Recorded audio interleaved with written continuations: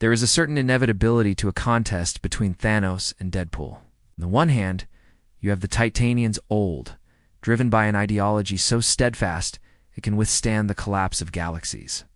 On the other, Wade Wilson, assassin, mutant, self-professed troll whose main claim to power is that he refuses to take either the universe or himself particularly seriously. It starts, as so many things do, with a cosmic artifact. In this case, the Infinity Gauntlet.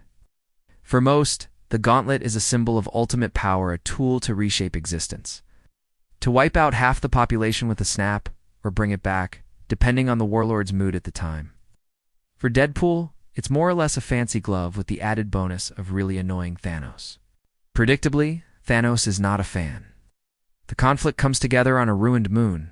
Somewhere in a quadrant, even the Nova Cores has stopped bothering to map. Thanos arrives first, never one for drama, but always invested in a spectacle. He surveys the landscape. Shattered stone, flickering energy rifts. He has the gauntlet, but today he's here merely as its custodian. He stands, enormous and unyielding, exuding exactly the kind of gravitas Deadpool has spent his entire life deflating. A portal tears open nearby. Out stumbles Deadpool, wearing flip-flops, clutching a pool noodle, and finishing off the last of a chimichanga. Glances at Thanos with bored indifference, then at the gauntlet, then back at Thanos. Somewhere in his head, he's already planning how to tell this story later. He'll make himself taller, of course, and give Thanos a mullet. Thanos has prepared for armies, demigods, even the occasional celestial. He's prepared speeches about balance, destiny, and sacrifice. He is not, however, prepared for someone who interrupts his monologues with fart noises. There's a reason Deadpool is so hard to deal with. It isn't just regeneration, though that is certainly part of it. He does not merely withstand force, he refuses to play by the same narrative rules. Thanos hurls him miles with a casual backhand. Deadpool returns with a new batch of quips, decapitated, only to reattach his head via duct tape. The gauntlet is a solution to nearly any problem. Time, space, minds. Souls accept a problem that relishes having no solution in the first place. Eventually, Thanos loses patience, tries turning Deadpool into stone. Deadpool complains about his new complexion and spells out YOLO on his chest with a marker before shattering into pebbles. He is vaporized and rematerializes, waving a foam finger. He is snapped out of existence and promptly snaps back in, holding up two middle fingers. Thanos, warrior, tyrant, philosopher, realized that for all his intellect and strength, Deadpool's core advantage was that he could not be made to care. Strip away healing factors, mutate reality, erase history itself, Deadpool would find a way to slip back in, complaining about the Wi-Fi.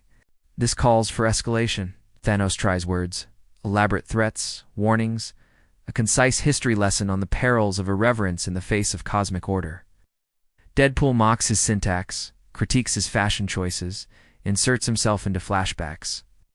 Not only does Deadpool not listen, he actively makes things worse. At some point, Thanos considers simply leaving. What, after all, can you do to someone who treats every apocalypse like open mic night at a comedy club? But this is the Mad Titan retreat is not in his vocabulary. Deadpool takes the fight less and less seriously.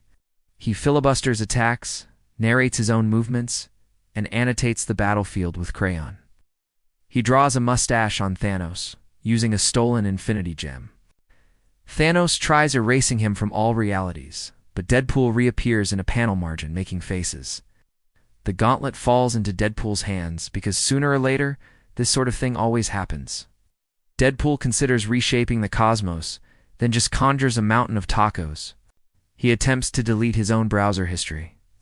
The gauntlet crashes. Fortunately, he brought a backup. Thanos is not impressed.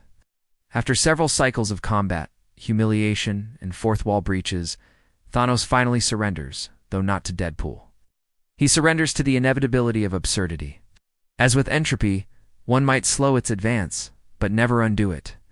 Deadpool, flossing on top of an overturned asteroid, declares victory, though it's unclear what exactly has been won.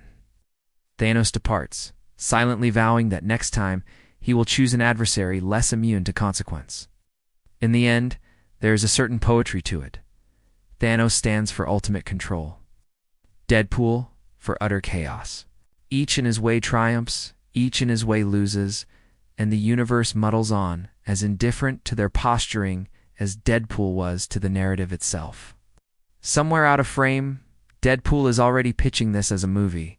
Thanos is already cringing. The balance, for now, is restored.